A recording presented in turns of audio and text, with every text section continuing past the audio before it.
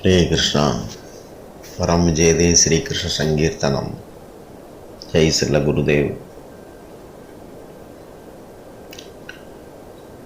இன்றைக்கு பகவான் கிருஷ்ணருடைய கோஷ்டிகள் பற்றி பார்க்கலாம்.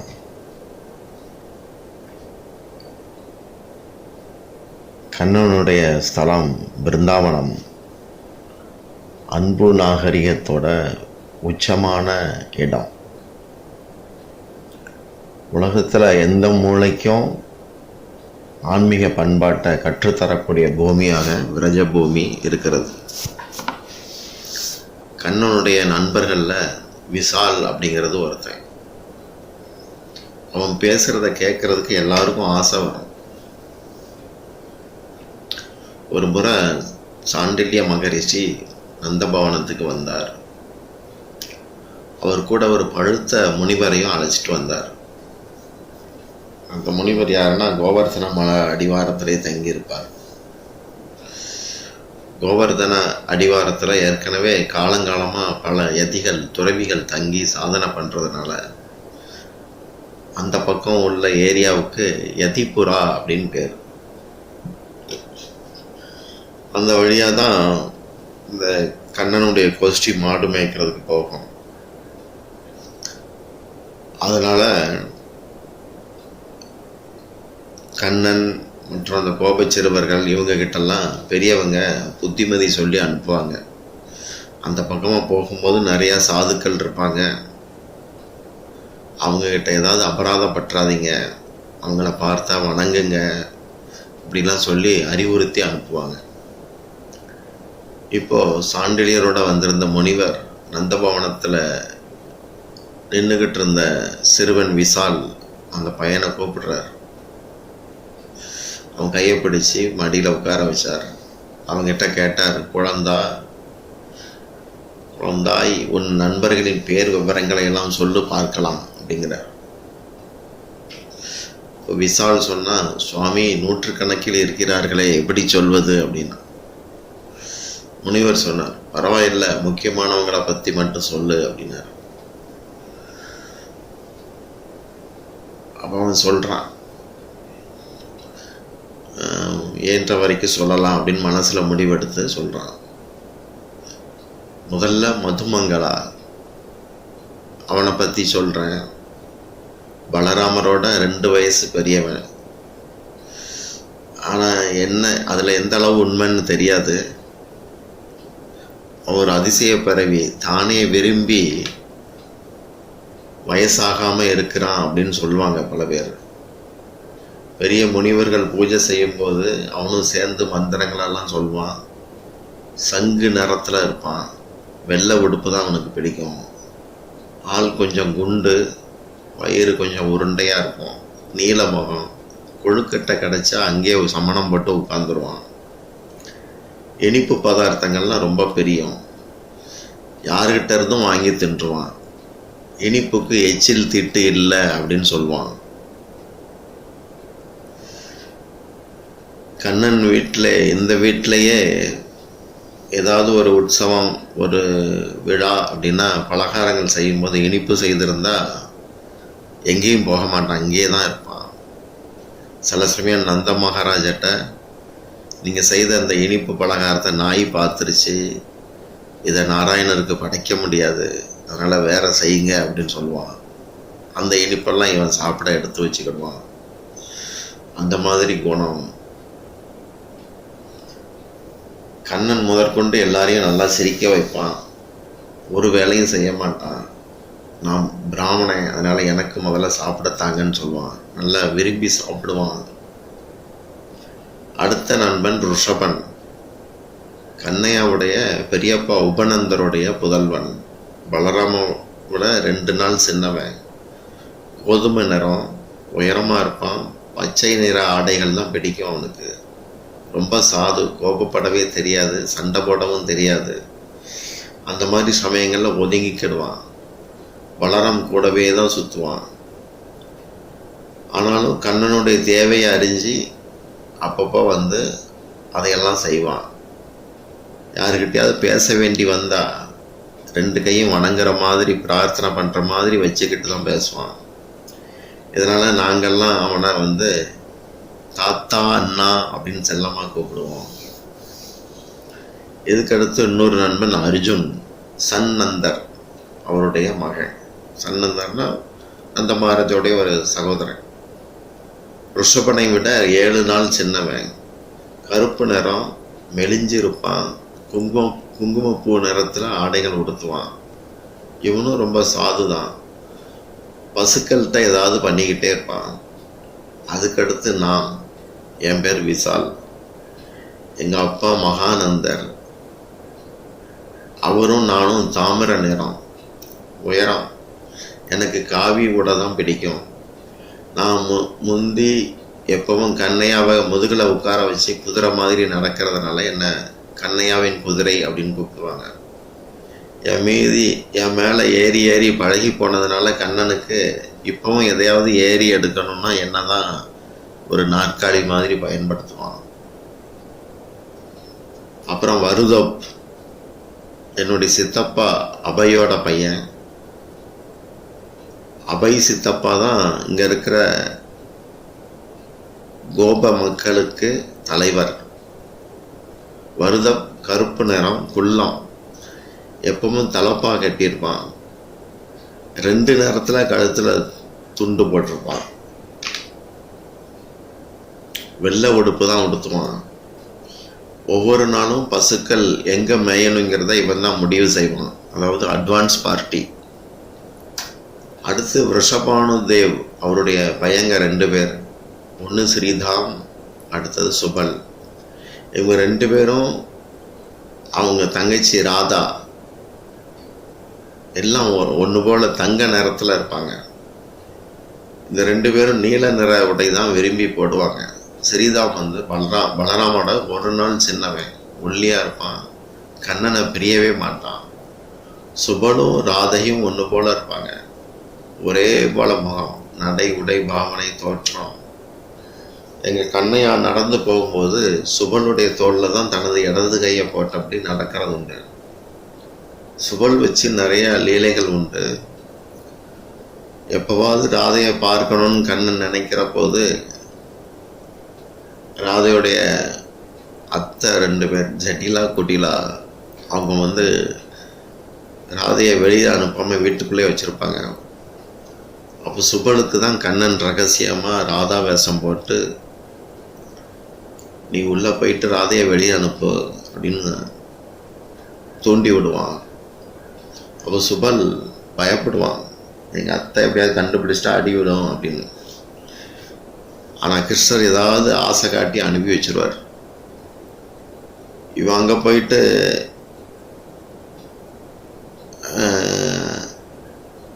உள்ளே போய் அப்படி ராதையை தேடி போவான். அங்கே அத்தை வரும்போது ஏதாவது பொய் சொல்லுவான். ஒரு கண்ணுக்குட்டியை தேடி வந்தேன் அப்படி இப்படிமா. சரி பார்த்துட்டு போ அப்படின்னதும் பேருக்கு ஏதாவது ஒரு கண்ணுக்குட்டியை தூக்கிட்டு அப்படி ராதையை பார்க்குற மாதிரி உள்ளே போயிட்டு ட்ரெஸ்ஸை மாற்றிடுவான். ராதைக்கு வந்து சுபல் மாதிரி ட்ரெஸ் பண்ணி ஆள் வெளியே கண்ணுக்குட்டியோட வெளியே போகும். இப்படி ஏதாவது ஏமாற்றி லீலைகள் பண்ணுவாங்க.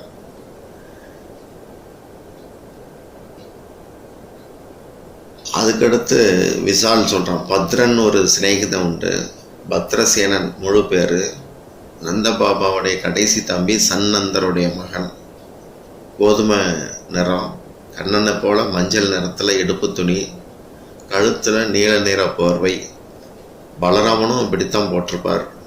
பத்ரன் எல்லார்ட்டையும் அதட்டி தான் பேசுவான். அவன் பேச்சை கட்டளை இட்ட மாதிரி இருக்கும். இவனால் ஏதாவது காரியம் ஆகணும்னா கிருஷ்ணர் மெதுவாக அண்ணான்னு கூப்பிட்டு சாதிச்சுக்கிடுவார். அடுத்த நண்பன் தேவப்பிரஸ்தன். இவன் ரிஷபனுடைய தம்பி. நாங்கள்லாம் செல்லமாக தேவான்னு கூப்பிடுவோம். தேவதை மாதிரி இருப்பான். எல்லா நிற ஆடையும் பிடிக்கும். அழகாக உடுத்துவான். கண்ணனுக்கு உடை உடுத்த சில சமயம் எரிச்சல் வந்ததுன்னா அவங்க அம்மா தேவா எப்படி ட்ரெஸ் பண்ணியிருக்கான் பாரு ராதா மாதிரி ட்ரெஸ் பண்ணியிருக்கான் அப்படின்லாம் மேற்கோள் காட்டி கண்ணனுக்கு அலங்காரம் பண்ணுவாங்க. அடுத்து தேஜஸ்வி, இவன் என்னுடைய தம்பி, என்ன மாதிரியே தாமிர நிறம், செந்தூர ஆடை அவனுக்கு பிடிக்கும். கோபர்கள் இவனை கண்ணனுடைய சேனாதிபதி அப்படின்னு சொல்லுவாங்க. கண்கள் பெருசாக இருக்கும், நல்ல தேஜஸாக இருப்பான், ரொம்ப கெட்டிக்காரன். பலராமனுக்கு இவனை நல்லா பிடிக்கும். எப்போ பார்த்தாலும் இவனை பேச வச்சு பலராமன் ரசிக்கிறது உண்டு. அடுத்து அம்சு, பலராமனுடைய மற்றொரு வடிவம். புத்திசாலி, நீல நிறை உடை தான் உடுத்துவான், அசல் பலராம் மாதிரியே இருப்பான். அடுத்து தோக்கு, பத்ரனுடைய தம்பி.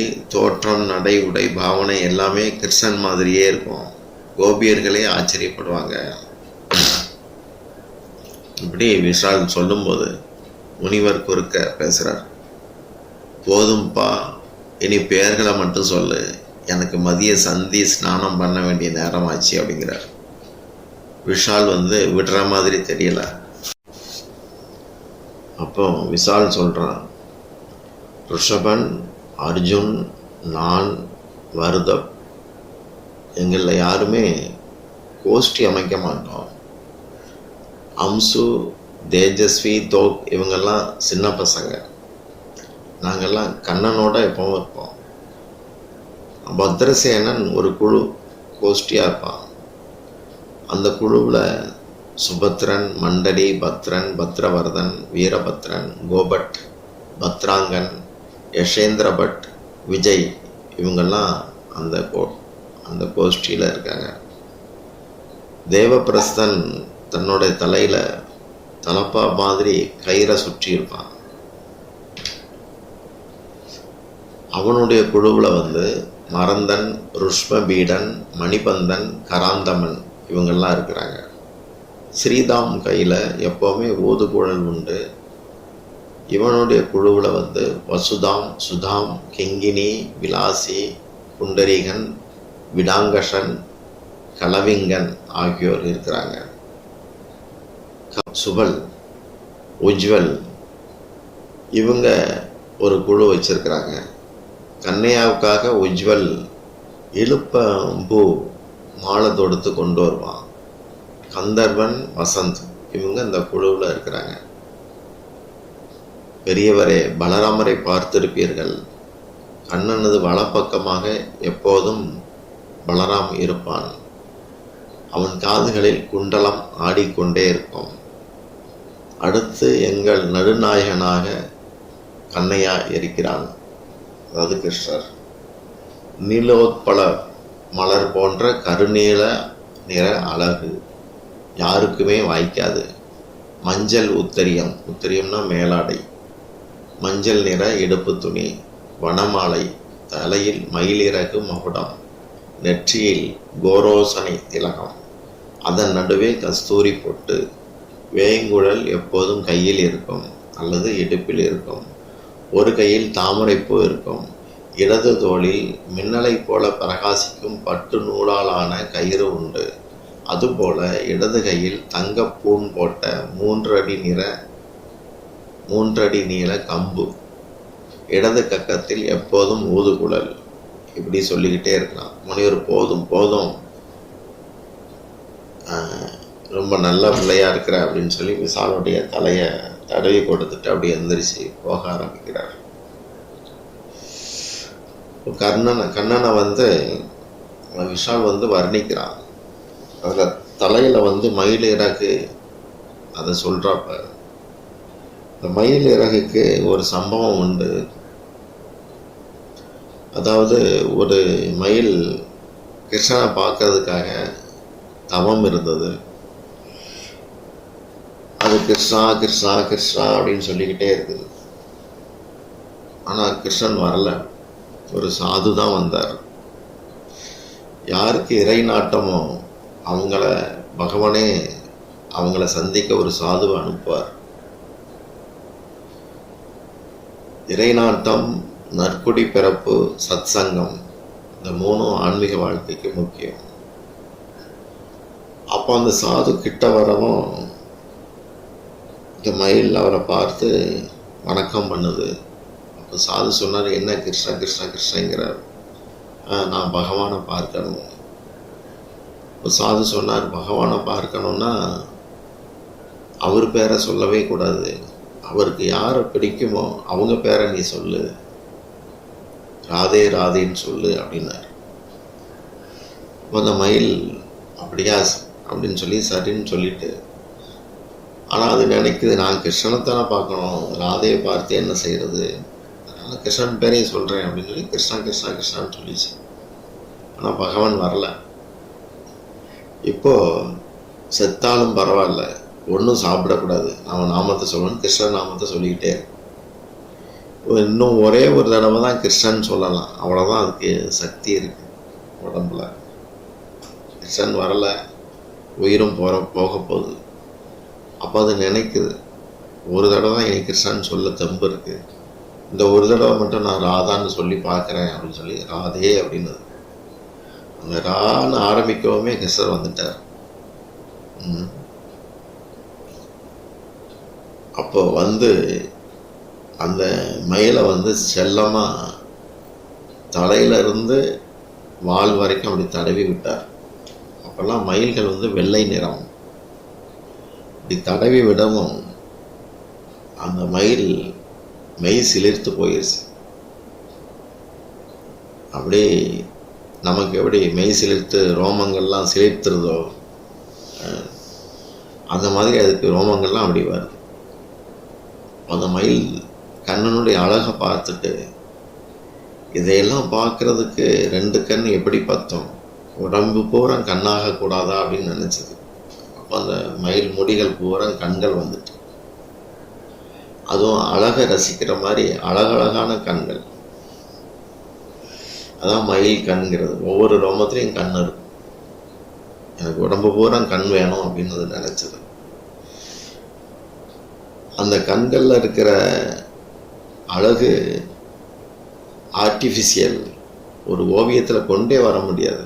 பொதுவாக முடி அப்படின்னாலே வெள்ளை இல்லாட்டி கருப்பு தான், அபூர்வமாக வேறு நிறங்கள் உண்டு.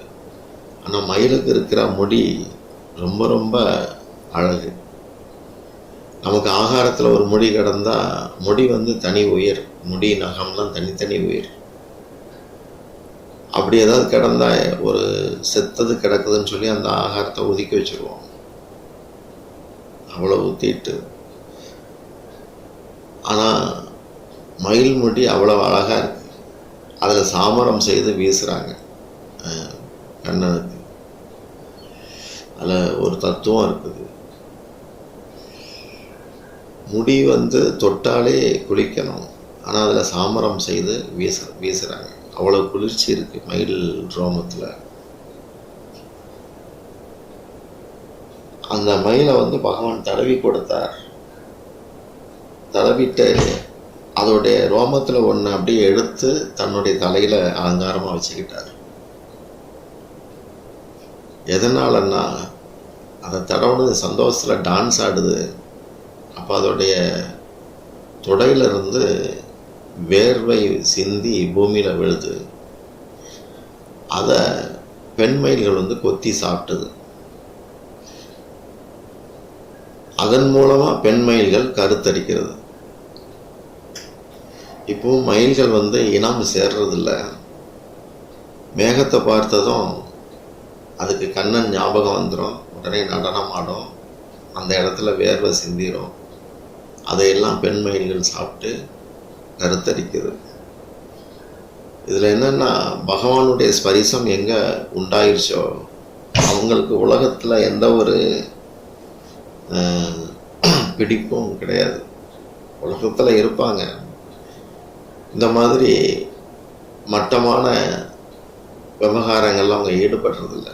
அவங்கெல்லாம் ரொம்ப உயர்ந்தவர்கள் அப்படின்னு காட்டுறதுக்காக, என்னை விட வசதி அப்படின்னு காட்டுறதுக்காக பிரம்மச்சரிய விஷயத்தில் தலை சிறந்த அந்த மயிலுடைய ரோமத்தை வந்து தன் தலைக்கும் மேலே வச்சிருக்கிறார்.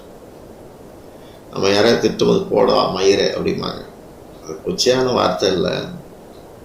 மயிருங்கிறது மயிலை தான் குறிக்கும், மயூர் அப்படின்னு சொல்லுவாங்க.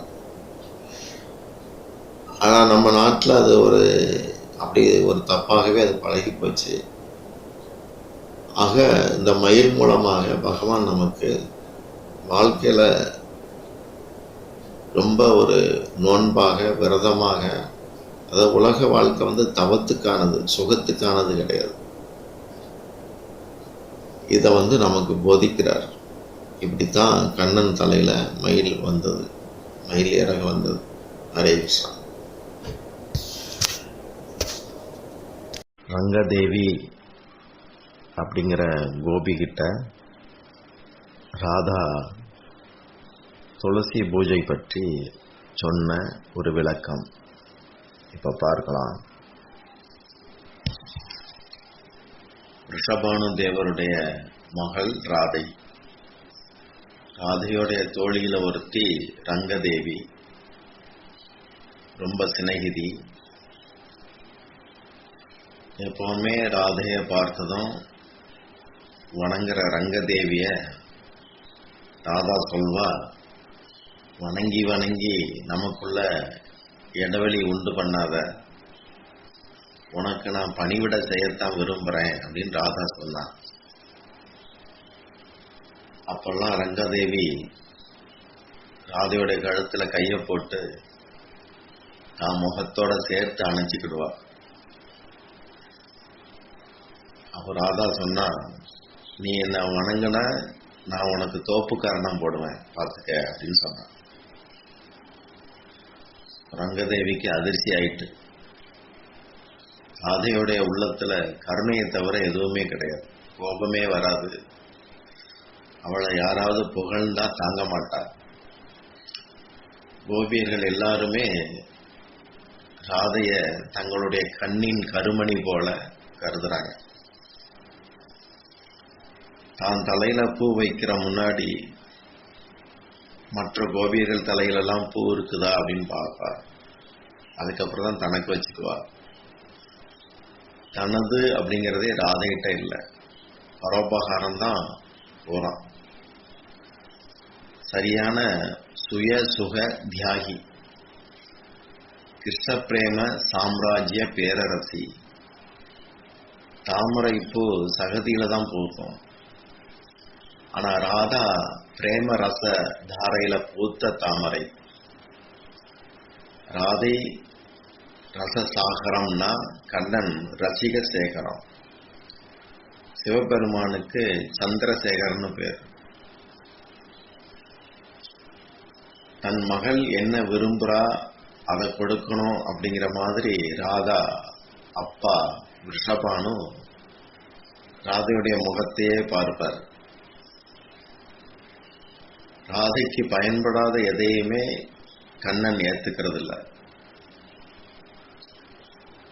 முழங்கால் போட்டு தவழ்ற நேரத்துல கூட ராதா மணல்ல ஒரு குவியல் செய்து அதுக்கு பூக்கெல்லாம் போட்டு பூஜை பண்ணி சில சமயம் அங்கேயே உறங்கிடுவார்.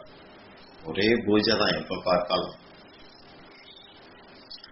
துளசி பூஜையை ராதா 4 வயசுல தொடங்கினார். மணிக்கணக்கில் செய்வார். குங்குமத்தை கிண்ணத்திலிருந்து எடுக்கிற போது, ஒரு தடவை அப்படி எடுக்கிற போது நடுவிரலால எடுத்துக்கிட்டு அம்மாவை பார்க்கிறா. எடுக்கிறது சரிதானா அப்படிங்கிறத பார்வையிலே கேட்கிறா. இப்படி ரொம்ப இங்கிதமா நடந்துக்குவா ராதா சின்ன பிள்ளையிலே.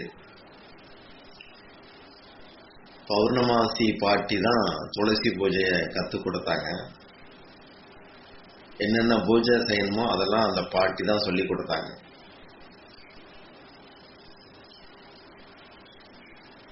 ராதை மாதிரி நினைவாற்றலோ திறமைகளோ யாருக்கும் வராது.